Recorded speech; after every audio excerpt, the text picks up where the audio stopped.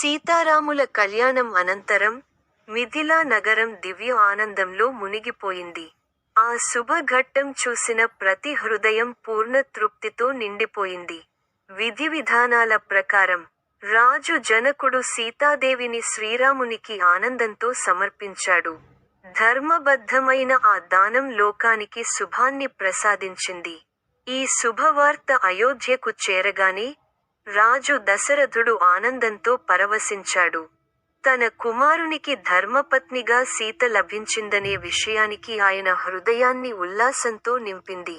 శ్రీరామునితో పాటు లక్ష్మణుడు, భరతుడు, శత్రుఘ్నుడు కూడా తమ తమ వధువులతో కళ్యాణ బంధంలో ఏకమయ్యారు.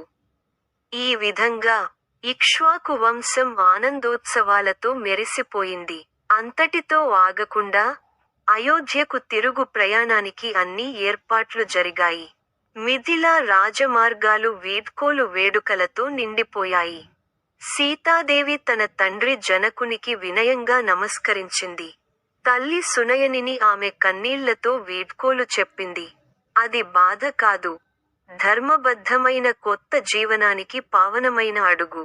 రథాలు ముందుకు సాగాయి. మిథిలా నగరం నెమ్మదిగా దూరమైంది. సీతాదేవి చూపులు మాత్రం తండ్రి గృహాన్ని చివరిసారిగా స్మరించుకున్నాయి.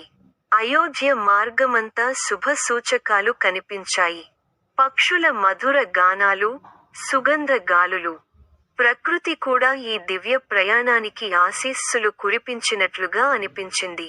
శ్రీరాముడు సీతాదేవిని ఆదరంగా చూసుకుంటూ ఆమెకు ధైర్యం ఇచ్చాడు. సీతాదేవి మనస్సులో శాంతి, భక్తి, ఆనందం మూడు కలిసిపోయాయి. మా కంటెంట్ మీకు నచ్చితే వెంటనే లైక్ చేయండి, షేర్ చేయండి మరియు సబ్స్క్రైబ్ చేయండి. మన నెకీ డివోషనల్ స్టోరీస్ ఛానల్ ద్వారా మరిన్ని ఆధ్యాత్మిక విషయాలను తెలుసుకోండి. ధన్యవాదాలు.